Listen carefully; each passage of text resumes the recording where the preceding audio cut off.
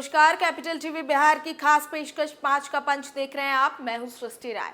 आज हम बात करेंगे बिहार की 5 बड़ी खबरों की। इसमें बात होगी सियासत के बदलते समीकरणों की, सरकार के काम करने के तरीकों की, प्रशासन की कामयाबी और नाकामियों की, और साथ में चर्चा करेंगे नीतीश कुमार की सरकार पर उठ रहे सवालों की। तो अब रुख करते हैं खबरों की तरफ। पहली खबर में बात प्रशासन पर उठ रहे सवालों की। 110 साल पुरानी लाइब्रेरी और मदरसा जल गई 4500 किताबें। लोगों का फूटा गुस्सा, कहा लाइब्रेरी को जलाना कहीं ठंडे दिमाग की कार्रवाई तो नहीं। दूसरी खबर में बात तीखे बयानबाजी की। हिंसा को लेकर ममता नीतीश पर भड़के अनुराग ठाकुर, तुष्टीकरण की राजनीति करने का लगाया आरोप। तीसरी खबर में बात विधानसभा में हो रहे हंगामों की। भाजपा विधायक जीवेश मिश्रा को मार्शल ने जबरन विधानसभा से निकाला बाहर। बीजेपी एमएलए बोले शर्मसार हुआ लोकतंत्र।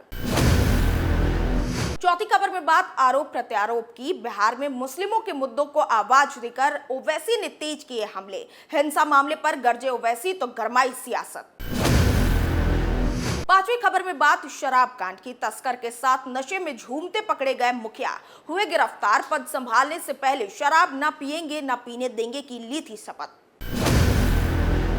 पहली खबर, बिहार हिंसा की आग में सुलगा तो इसी बीच कई जगह भारी नुकसान हुआ।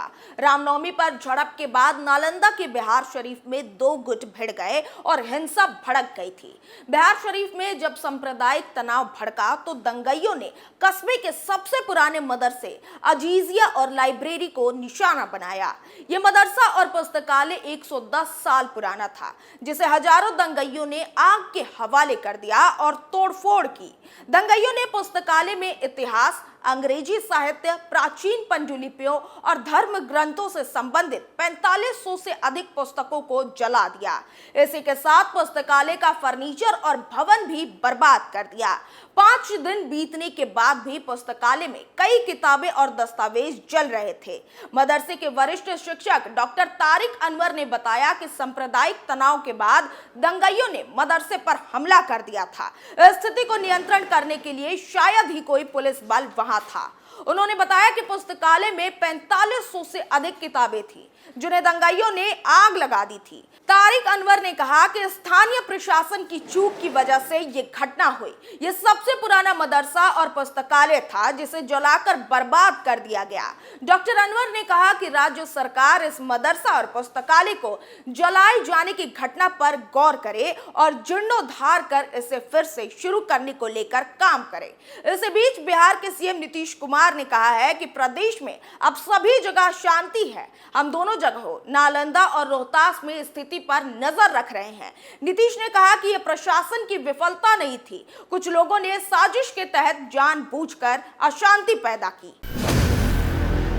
दूसरी खबर, रामनवमी पर हुई हिंसा की आग की आंच बंगाल, बिहार के साथ पूरे देश तक पहुंची। एक तरफ जहां पश्चिम बंगाल के हुगली जिले में रामनवमी के अवसर पर निकाली गई शोभा यात्रा के दौरान 2 गुटों में झड़प हो गई, तो वहीं दूसरी तरफ देश के कई शहरों में भीषण बवाल मचा।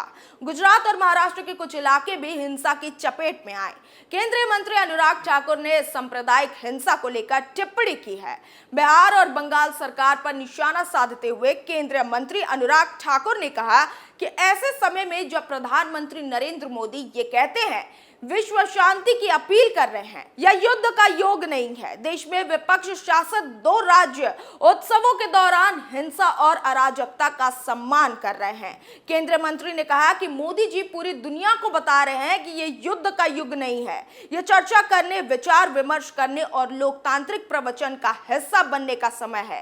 केंद्रीय मंत्री ने आगे कहा, लेकिन भारत में 2 मुख्यमंत्री ने अपनी पक्षपाती टिप्पणियों के साथ इस पर सवालिया निशान खड़ा कर दिया है कि क्या हालिया हिंसा की घटनाओं संकीर्ण राजनीतिक उद्देश्यों के लिए है और एक विशेष समुदाय को खुश करने के लिए किया गया।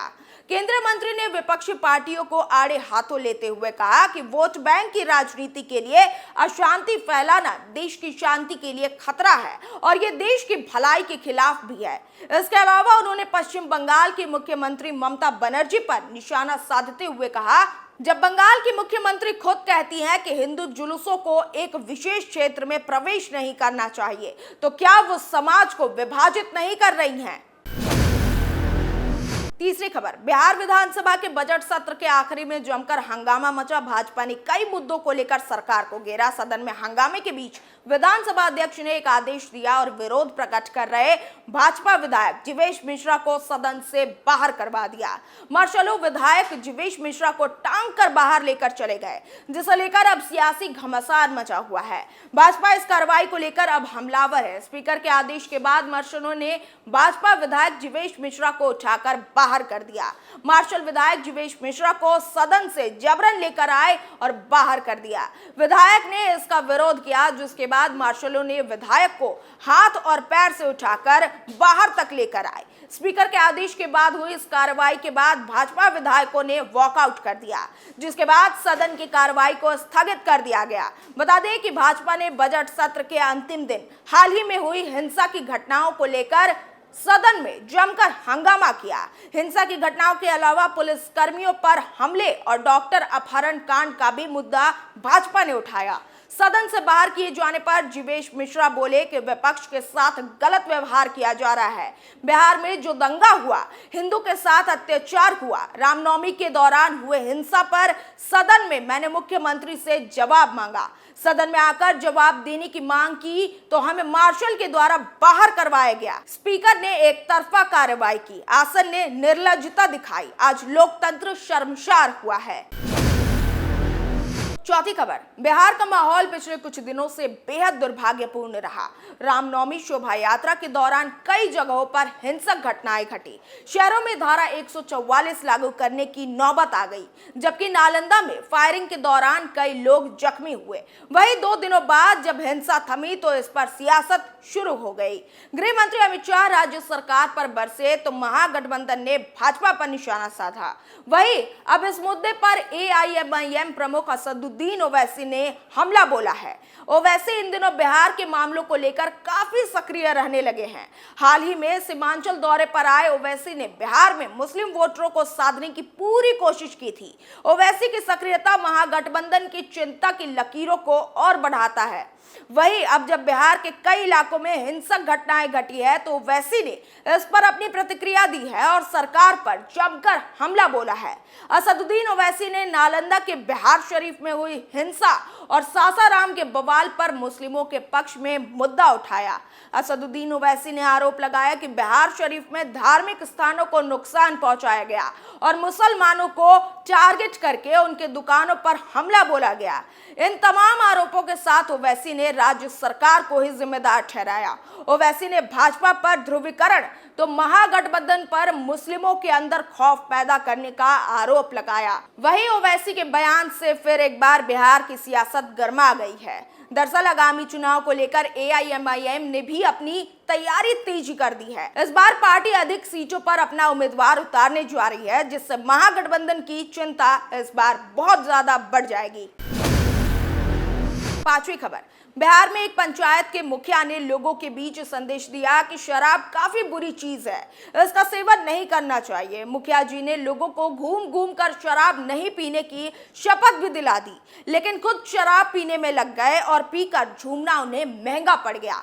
नालंदा में शराब पीकर गांव में झूमना मुखिया जी को काफी महंगा पड़ा। पुलिस ने मुखिया सहित 3 लोगों को शराब के नशे में धुत रहने के कारण गिरफ्तार किया है।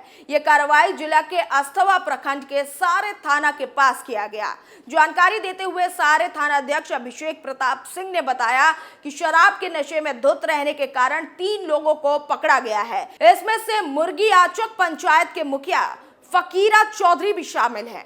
इसके अलावा 2 और लोगों को भी गिरफ्तार किया गया है। थानाध्यक्ष ने बताया कि तीनों को ब्रेथ एनालाइजर से जांच करने के बाद शराब के नशे में धुत होने की पुष्टि हो गई। उन्होंने बताया कि सभी के खिलाफ मद्य निषेध अधिनियम के तहत मुकदमा दर्ज करने के बाद न्यायालय में प्रस्तुत किया जाएगा। गौरतलब है कि देसी शराब के धंधेबाजों और शराबियों के विरुद्ध पुलिस का अभियान लगातार जारी है। उधर पंचायत में घूम घूम कर लोगों को शराब ना पीने की कसम दिलाने वाले मुखिया जी जब शराब के नशे में धराए तो क्षेत्र में चर्चा का विषय बन गया। पंचायत के जनप्रतिनिधि होने के कारण मुखिया जी की काफी किरकिरी भी हो रही है। 5 के पंच में आज के लिए बस इतना ही। फिर पेश होंगे कल की 5 बड़ी खबरों के साथ। तब तक के लिए देखते रहिए कैपिटल टीवी बिहार। नमस्कार।